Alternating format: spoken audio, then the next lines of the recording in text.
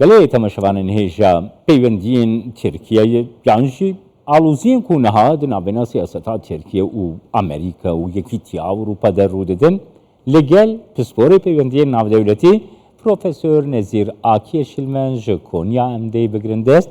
سلاف بوده که نزیر کک نزیر گاواکو حکومتان نو هاتی آوا کرن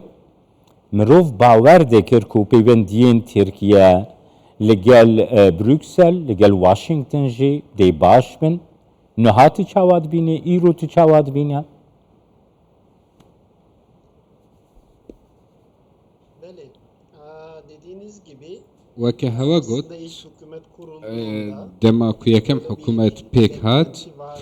چاوەڕوانیەکە وەها هەبوو وهذا چاوەڕێکردن پەیوەندیên تورکیا لەگەل یەکەتی ئەوروپا و لەگەل ئەمریکا ژی iyi bir noktaya gelmesi کو بکەون خاڵێکە باش و هەروەها جددی tabii eski kıyasla daha بێگومان ئەگەر تەماشای پێشتر بکەین ئەم دەکارن بێژین کو پەیوەندی باشترن و بەوایەکی خەلەت نایەگەر بەیەکێ بێژن بەلێ پەیوەندیان لەگەل ئەمریکا و لەگەل ئەوروپا دەمەکە درێژە کو دناوا کریزێکی دەیە بەتایبەت لەگەل ئەمریکا وەف کریزە تو بێژی بەدەمەکی گەلێکی کورد بێچارە سەرکردش بەرکو کریزەکە چەند ساڵن هەیە جودابوونێکی چەند ساڵن و بە تایبەتیژی بە ئاوایەکی کوتو لەزگەن بکاری چاوەڕێوەیەکێ بکەی کوچارە سەر بکەی تورکیە بە ئاوایەکی لەسەر خۆ سیاسەتێن خۆ لەگەل ئەڤروپا و لەگەل ئەمریکا دوگەهارە بە هەردوو لەگەل هەردوو ئالیانژی بە هەمان ئاوایی مەساژ و نامەیان ددەوان لێ ئەم نکارن بێژن کو هەموو کریزوێ چارە سەر ببن کریزنگەلە کورن بەتایبەت ژێندەمتیا سوێدێ لە ناتۆی هەروەها کێشەین دەموکراسی مافێن مرۆڤ لە تورکیە و تایبەتژی لە ڕۆژهەلاتە ناوێ لە سووریە لە ڕۆژهەلات daha çok yani Amerika بڤی ئاوای پتر لە هەمبەری ئەمریکای پۆزیسیۆنەکە نزیکترە لە ڕووسیایە دخوازە سیاستن خۆ پۆلیتیکایەن خۆ بەتر پێش بێخە ji بۆ چارەسەرێڤان هەمانە سزر دەکەم کو دەم دەخوازە دەم پێدویە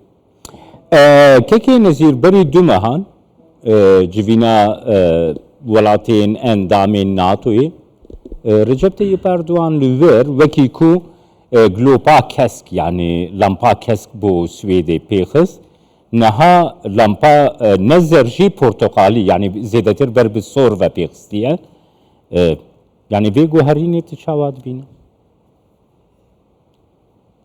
tabii ve direkt vaka diplomasi, taktik, strateji peşvet bin tevz yani her du alici. Erdoğan da beşi tabii ki İsveç'in üyelik بێگومان ئەندام تیا سوێدێ ئەم دخوازن ببێ ئەندام و ئەندامتیایۆرە پەسەندکردن هەتا ئوکرانیاژی بلا بکەوە ناوانە تۆی ئەمریکا ئەڤروپا وەها گاوان دەهاوێژە لە هەمبەری ئەمریکا و ئەوروپای بە ئاوایەکی ژە ئاوایەن ڕەنگە پەیوەندیە لەگەل رووسیا لەگەل ناتۆی یانی دکەوە درومەکە زەحمەت بڤی ئاوای پەیوەندیان خۆ پێش دەخە سیاسەتێکی وەها پێش دەخە و هەروەها دەبێژە و ئەم نە لە هەمبەری ئەندامتیا سوێدێنە پەرلەمان دە بڕیارە لە سەرڤەیەکی بدە لێ ئەمریکا لێ هەمبەری F16 و هەندێک چەکان لە کۆنگرێ خۆ تەماشا دکە بە هووری و دخوازە دەمەکو سەرۆکی کۆنگرێ کریزەکێ دەرخەیانژی دەرنەخەوێ لە هەمبەری بەرسەوا تورکی بە لێ گەلە گرنگە ji بۆ ناتۆیە گەلە گرنگە ji بۆ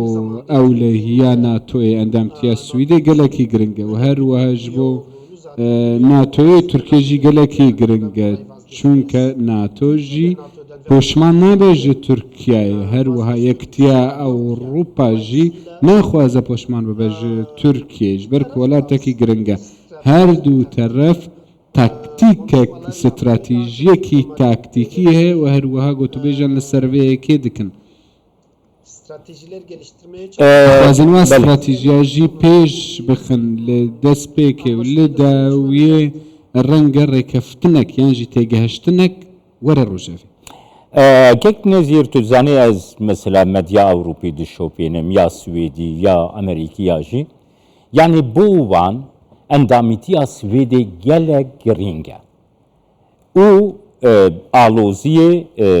yan jî rêkberiyê tenê li Tirkiyeyê de dibînin ku Tirkiye astengiyan derdixe. Ev yek jî tesîrê li peywendiyê wan dike bêguman hem tesîrê li peywendiyên Washington û Ankara dike hem jî Ankara û Brüksel dike tu çawa dibîne? بلي وكا ما قلتي يعني ها زعف سر يعني İsveç'in üyeliği üzerine duruyorlar. Pardon kusura bakmayın. من ببور هەنجانە کوردی و تورکی تێک هەل دەکەم Bəli. Bu NATO için de ji bo ناتۆێ tiştekî ku bi qederî jiyana NATOyê NATO piştî pêşketinavêya mezin di demekê dirêj de bi taybetî jî peywendiyên wê navdewletî bêteref dimîne ve her wiha xebatekî mezin kiriye ji bo aştiyê ev babetên dewletên e peywendiyên navdewletî û her wiha babetên ewlehî û asayişî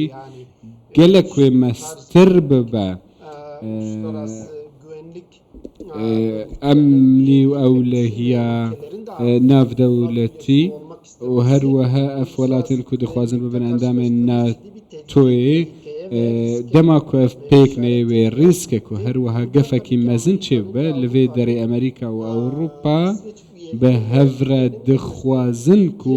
Swêd bibe endamê NATO gelek giring e. Türkiye jî vê giringiyê dizane û dizane ku pêwîst e razî bibe li ser vê yekê lê bazarekî dîplomasî heye di nava Tirkiyeyê ev bazarkirin dikarê çi bidest bixe li hemberî vê yekê meraq dike Tirkiye vê yekê ev di hemû deman de li hemberî Ewropa li hemberî Amerîka nikare tiştekî wiha bidest bixe dixwaze vê yekê binirxîne. Spasiyet etkim Profesör Nezir Akyeşilmen ji Kolonyal gelme.